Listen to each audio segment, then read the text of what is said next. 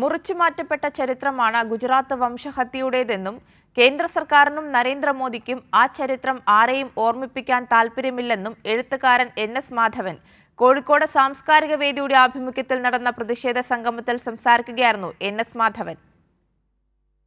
കാലത്തെ ആരാണ് തിരുത്തുന്നത് എന്ന പേരിൽ കോഴിക്കോട് കോർപ്പറേഷൻ ടൗൺ ഹാളിൽ നടന്ന പ്രതിഷേധ സംഗമത്തിൽ വെച്ചാണ് എഴുത്തുകാരനായ എൻ.എസ്. മാധവൻ രൂക്ഷമായി കേന്ദ്ര സർക്കാരിനെ വിമർശിച്ചത്.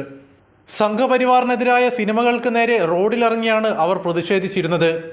എന്നാൽ എമ്പുരാനു നേരെയുള്ള ആക്രമണം സൈബർ ലോകത്തായിരുന്നു. 1987 മുമ്പ് ജനിച്ചവരുടെയൊക്കെ ഉള്ളിൽ കത്തിജ്വലിക്കുന്ന ഒരു മുറിവാണെങ്കിലും അതിനുശേഷം ജനിച്ചവർക്ക് ഇത് വെറും കേട്ടറിവ് മാത്രമാണ്. അതെന്താണ് എന്ന് അടയാളപ്പെടുത്തി കാണിച്ചതാണ് എമ്പുരാൻ്റെ വിജയം.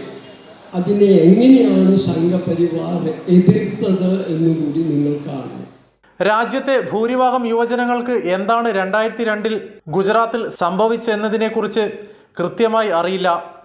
ഗുജറാത്ത് വംശഹത്യ കൂടുതൽ ചർച്ച ചെയ്യാതിരിക്കുവാൻ വേണ്ടിയാണ് എമ്പുരാനെതിരെ സംഘപരിവാർ തെരുവിലേക്ക് പ്രതിഷേധവുമായി എത്താതിരുന്നതെന്നും എൻ.എസ്. മാധവൻ പറഞ്ഞു.